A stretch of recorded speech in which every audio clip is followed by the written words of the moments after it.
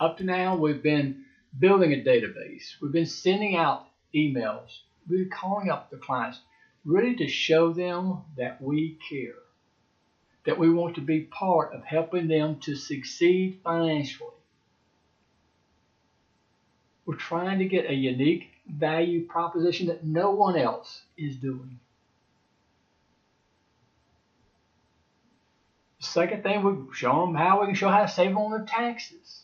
We've gone through all of those steps. And now we're at a point where I'm going to tell you how we're going to begin identifying the advocates. Now, the whole purpose of this is for us to show you our blueprint to transform your clients into an army of advocates. That's what we're trying to do. We're trying to get an army of these people out there that are your advocates. You've already shown them now this unique value proposition. Now let's talk about how you identify these people. And let's first talk about our overall objectives, some things you need to know. First of all, you've got to understand the law of large numbers. Not everyone is going to be your advocate. They're going to appreciate you helping them. And they're going to appreciate you caring for them. But some people are just not cheerleaders. They just don't refer a lot of people. And that's okay. That is okay. What we want to do, though, we want to get a large numbers, but not everyone is going to be an advocate. Another thing, you've got to get started. You've got to build some momentum. And I'm saying get your dirty dozen. That's 10 to 15 people in the program to begin identifying and working with these people. We've got to get started. It should not be difficult for you to find 10, 15 people fairly rapidly. The next thing, some people, instead of using the word advocates, they think in terms of a bird dog. That is the conventional name to call these people bird dogs. Why do we call them bird dogs? If you've ever been hunting, a bird dog is someone that goes in front of the hunter and kind of scares up the birds for the hunter. That's a bird dog. And I love this picture I'm about to show you because it's going to emphasize the point I'm trying to make to you. See, you don't know who your bird dogs, your advocates, are going to be.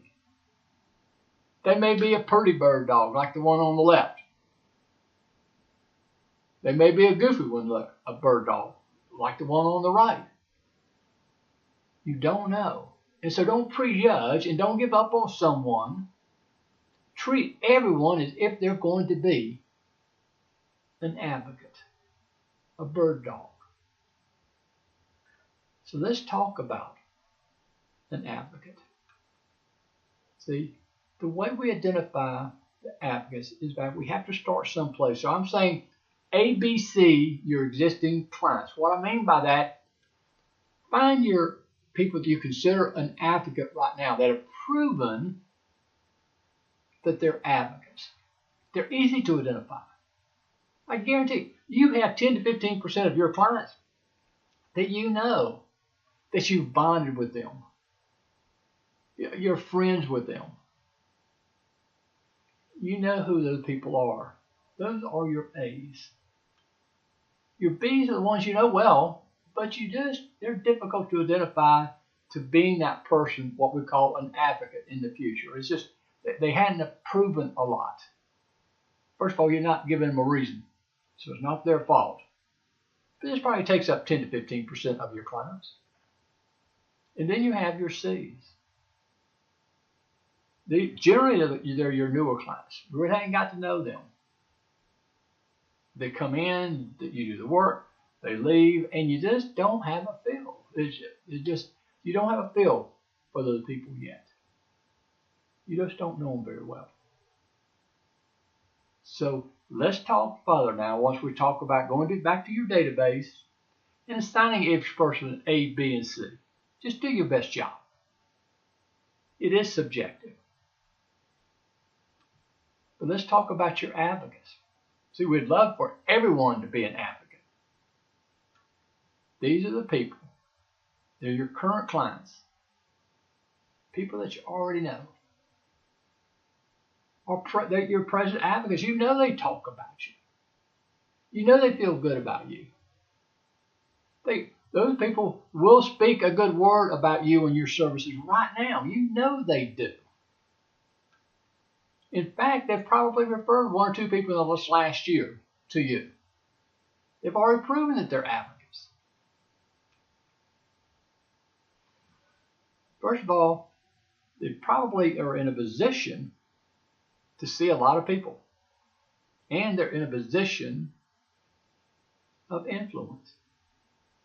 Let me tell you some of mine.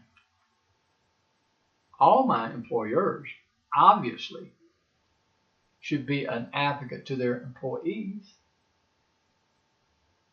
Some more than others. I mean, I've had some clients allow me to come in and talk to their employees about the Take Charge solution and the referral business program. They're very good advocates.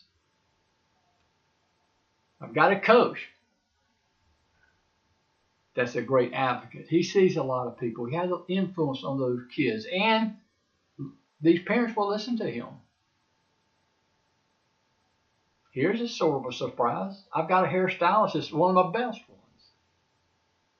See, I have put together this little brochure rack where I put my business cards. And it says on there, ask me how my account saved me $600 to $1,000 on my taxes. And she put that in her booth, sitting there in front of that person they're working on their hair. And it's there in front of that person for 30 minutes to 45 minutes to an hour. What do you think the client is going to do? Sooner or later, they're going to run out of things to talk about. Typically, that's not the case. But I promise you, many people in that chair are going to look at that rack that said, ask me how my account has saved me $600 to $1,000 on my taxes. And guess what they're going to ask their stylist? Well, what's that about? How does that work? And she said, I've got the greatest accountant. He's working with me to help me get better control of my personal finances in order to become debt-free. Just take one of his cards and take a look at what he's doing. You'll probably like it. What better advocate could I have than that? A car salesman. I got a car salesman. He's in charge of a big used car lot. He got about 13, 14 employees that work with him. Now, he's not the boss, but he is the manager of all the salespeople. He talks to a lot of people. He's an advocate for me. See, you just don't know who they are. But hopefully they're going to be someone that see a lot of people or know a lot of people, and they're in a position of influence. That would be the perfect scenario right there. This is your power base. This is where you start. This is where you start. It's going to be about 10% of your clients. Now, you're going to have another group, which we'll talk about later. So don't get hung up on this, okay? But as you start building this program, you'll find a lot of people will make money when you make money.